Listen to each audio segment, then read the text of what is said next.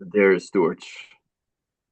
Yes. Um, during, let me see if I can get this specific enough. During the meditation, at times I get this kind of like a wave of energy, and it sort of knocks me out. How is it relatable? I mean, it's kind of scary at times, but just try to go with it, sort of, and keep my attention and my hara. You have any comments on that? You're doing exactly what you have to do. Okay. And that wave of energy is coming into you because you're letting go of resistance. It's on the other side of your resistance. It's energy that really is trying to get into you, to nurture you, to help you to grow in your life. And once we let go of the resistance, it's almost like a wave that over is extraordinary Mm, right. energy. And your job is to stay centered and to allow that energy to become part of the chakra system so that it helps to develop you in your connection with spirit. So just keep doing what you're doing. It's great. And there's nothing to be afraid of. It's like, it's just a wave of energy coming to help you grow. It Right, means cool. you, Mm. Leo, are opening enough inside yourself to allow that higher force to come in. And once you really stop any kind of resistance to it, the growth process will get very fast inside you.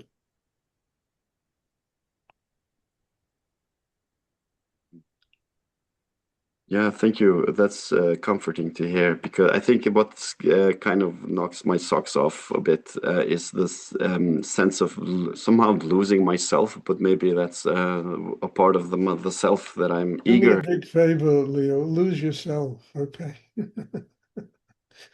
Lose yourself. Yourself is just resistance to allowing spiritual energy to guide your life.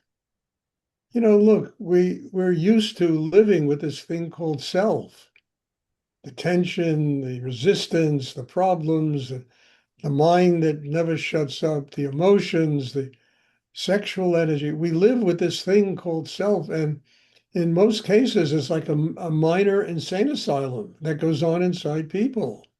But we're so accustomed to you living with it that when we open inside and suddenly we let go of it, it's like, oh my God, it scares the hell out of us. Where is this familiar insanity that I usually live with every day? So let go of yourself, the best thing that can happen to you. All right, got it. Thank you. You're welcome. Does anyone else have a question they would like? I just have one announcement. The October retreat, somebody, because of a problem they're having, had to uh, tell us that they're not coming. So if you want to come to the October retreat, there's one space open now. So I hope that somebody fills it and somebody can utilize this thing to grow in their life. Does anyone else have a question they would like to ask? I have a question, Skender. It was a very powerful meditation today. Thank you. You're Uh, welcome. okay. Uh, why is it that I can do so much for other people? I can give and scrub your back and clean, but when it comes to myself, I'm the biggest slob in the world. Liksom. It's actually a bit of an issue. That's Look, I don't know if this is a question. it's a very Last good question, Skender, because it's very easy to see what's wrong with other people. It's very easy to give people advice about how to fix themselves. They're right in front of us. We can see what the things that are wrong with them. The greatest mystery on earth is inside each and every one of us. We are the ultimate mystery that has to be solved. And that mystery requires us doing the inner work to develop a system, to which our spiritual Sherlock Holmesing can enable us to get to the source of the mystery and transform it into an open heart. Mm.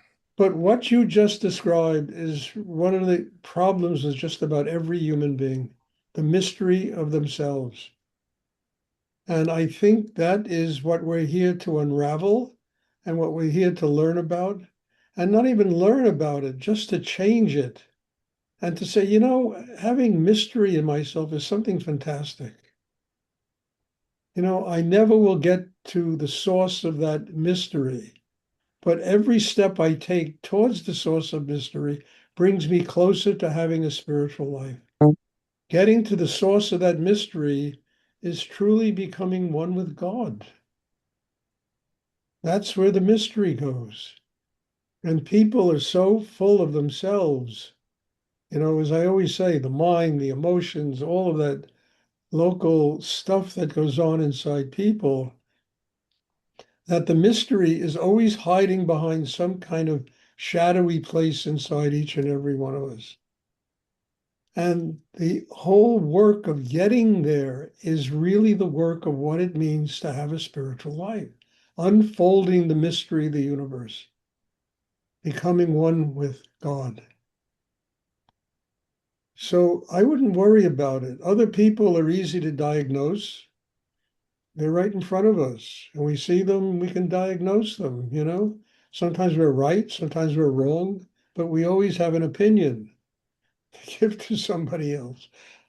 We are the ultimate mystery, each and every one of us inside ourselves, because each and every one of us is connected to God, spirit, higher energy.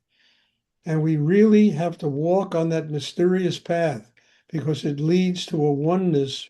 It leads to, first of all, freedom from karma, freedom from pain, from suffering, from tension, from the difficulties of life. And it leads to a place where we live with an open heart and we're connected to higher energy in the universe. It is guiding our life. Then the mystery is no longer a mystery. We have surrendered everything that keeps us from touching the depth of that mystery you're talking about. So I wouldn't worry about it. You have to just do the work on yourself and understand that every step you take that clears up this mystery is a step closer to spiritual enlightenment. Mhm. Mm. And I like mystery, I like the mystery in myself. If everything was obvious to me, what a bore. A kind of boring way to live where you know every answer to everything, where you have to work on yourself and open to, walk on that path that leads you to the source of all creative energy in the universe. That path that takes you directly to God, higher energy, whatever one wants to call it. That's the most extraordinary adventure in life.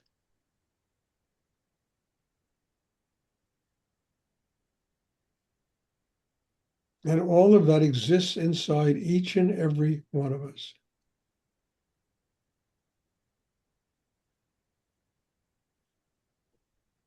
So I wouldn't worry about it, Skender. Just continue to do your inner work and use it as a reason to grow inside. Okay, I have to unfold. I have to solve the mystery. Yeah. You become a spiritual Sherlock Holmes. That's You very, will solve the mystery. yeah. And it's great. I mean, look, don't make it a problem. Wow. I uncover this, and there's 6 things behind it that I need to find out. What an adventure life becomes. Otherwise, a freaking bore,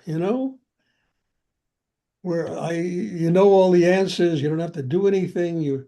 The whole adventure and the extraordinary reason to live just disappears.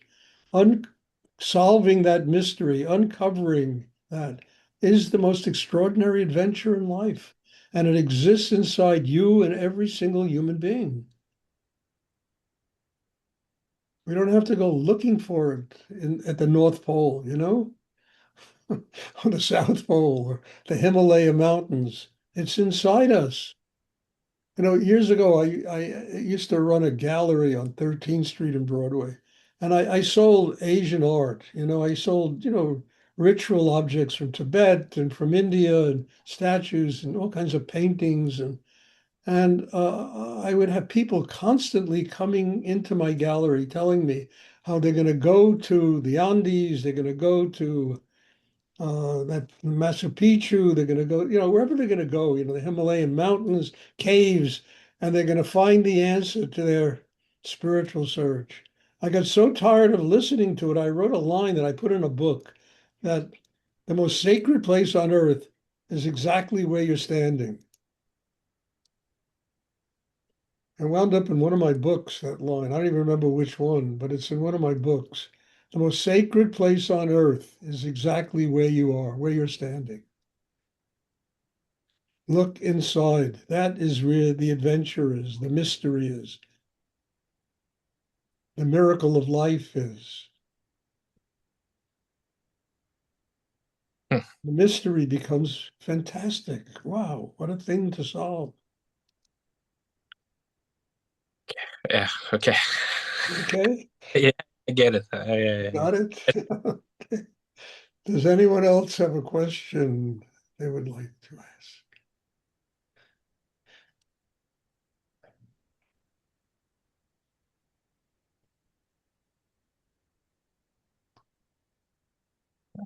I have another question. There's a kind of a problem with having questions because I end up thinking about it during the class, and I have to work like letting go of the question. And today Well, I that's let it. very good. Then let go. What are you thinking about? You're not going to get an answer in your head. Take the answers in as energy. Let it become part of your chakra system. And when it becomes part of your chakra system, you will have that answer inside you the rest of your life. You don't have to think about it. When the situation arises, the answer will come. If you take it inside as energy. I've said this a million times. I must have sat through, I don't know, hundreds of lectures that my teacher Rudy gave, talks that he gave, hundreds of them. I cannot remember one of them in my head. Every single one of them lives inside me because I wasn't sitting there analyzing and thinking about it. I just was opening inside and taking in the words as energy and let it becoming part of the chakra system. 20 years later, these answers come up that are inside me that I need to situations. And if you ask me to tell you what he was talking, I can't remember what he was talking about. I don't want to remember, it just clogs up my brain, but it lives inside me.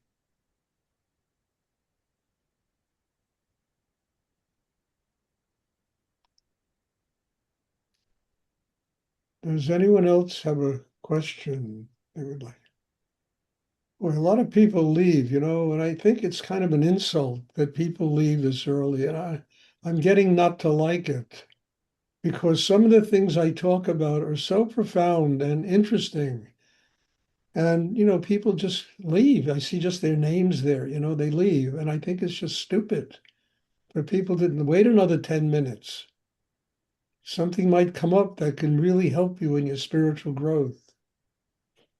So I just don't get that, when people just kind of vanish, especially in this class. People always vanish. The later class, no, people stay to the end. Most people do.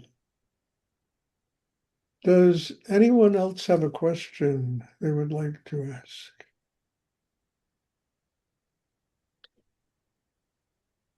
I have another question. Okay. um, I have kind of an issue with the receiving. Stealing? No, no, receiving energy. Receiving energy. Yeah, I'm not used to actually receiving. I'm more of a giver than a receiver, sort of. Yeah, but eventually givers have nothing to give. You give everything inside you and there's nothing left. Yeah, You I got do. to be able to receive in order to give. It's a two-way street here. and you open, you surrender inside, you let things come in, you let life come in, you receive, and then you have abundance to give. Understand? You go put, you put gasoline or petrol in a car. You understand? It runs out of petrol, it's not going to go anywhere. People function without, they function without petrol, to use an analogy. You understand? They use up all their energy and then they're running on tension. And of course, that does nothing but create a lot of problems. You have to receive in order to give. Otherwise, you have nothing to give. Yeah. But like when I meditate by myself, I really have to focus really hard and try to sort of cultivate energy and attract like this shakti or heat. Um, Look, But due to, but when I sit here, I'm kind of focusing on. It's a bit different practice, kind of from when I do it by myself. Because here I'm focusing in Mahara and you, and I feel today was very powerful. A lot of heat and warmth and energy from you, and I'm thinking like, shouldn't I kind of also bring some energy to this yes. class and Or do all? you think when you're not here, I'm not with you? No, no, I feel that you're with me a lot, but I feel like I Well, should bring something to the class too. I from the yeah, Skender, look, stop it. Your presence here is bringing something to the class. You working on yourself is bringing something to the class. You working on yourself will build a source of energy inside you that someday, as you grow in yourself, you'll be able to transmit that energy to other people. You're here to grow, and that effort brings something incredible to the class. feel a bit guilty, to be honest. Well, okay, don't feel guilty. Nothing to be guilty of. All right, Skund, enough. Does anyone else have a question they would like to ask?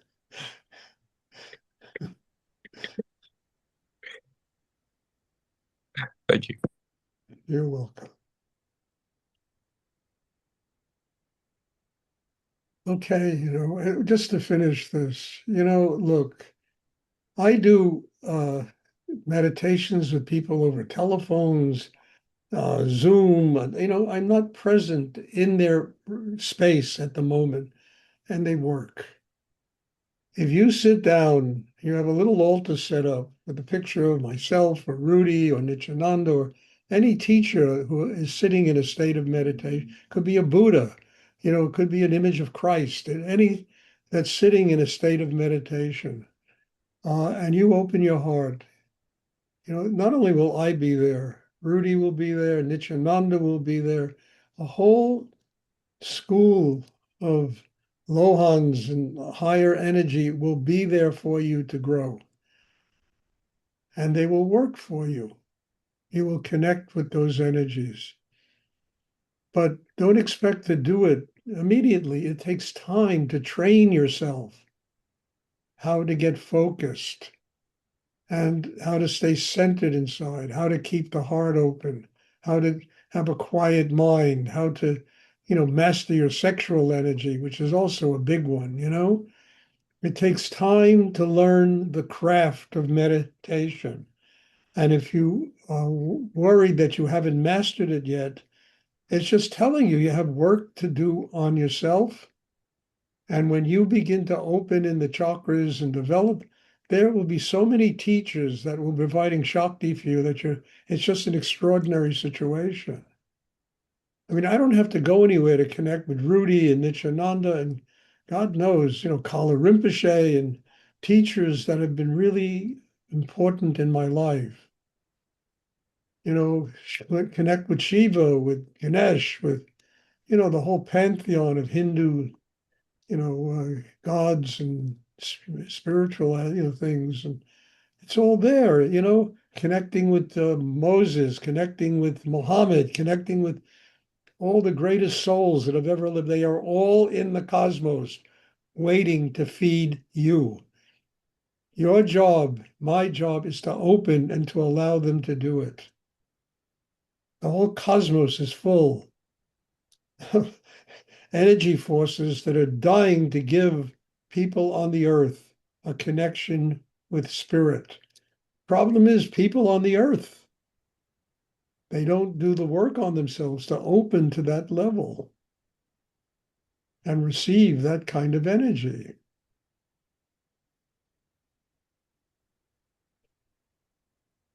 That's what the meditation is for. I tell you all the time, meditation is a craft. It's not a spiritual life. It is a craft.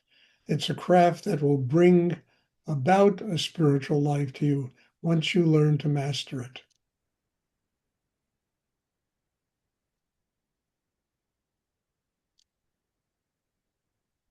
Okay, does anyone else have a question they would like to? All right, there will be class on Tuesday at this time. There'll also be a class this evening and tomorrow evening. That's my time here. And thank you. God bless you all.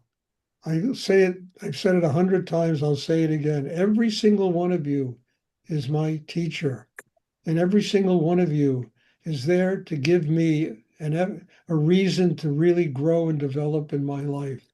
So God bless you all, and thank you. And I'm looking forward to seeing you all soon. Thank you, Stuart. Thank you, Thank Stuart. you. Thank you so much. Too. Thank you. Beautiful class. Thank you, Stuart. You're welcome. Yes.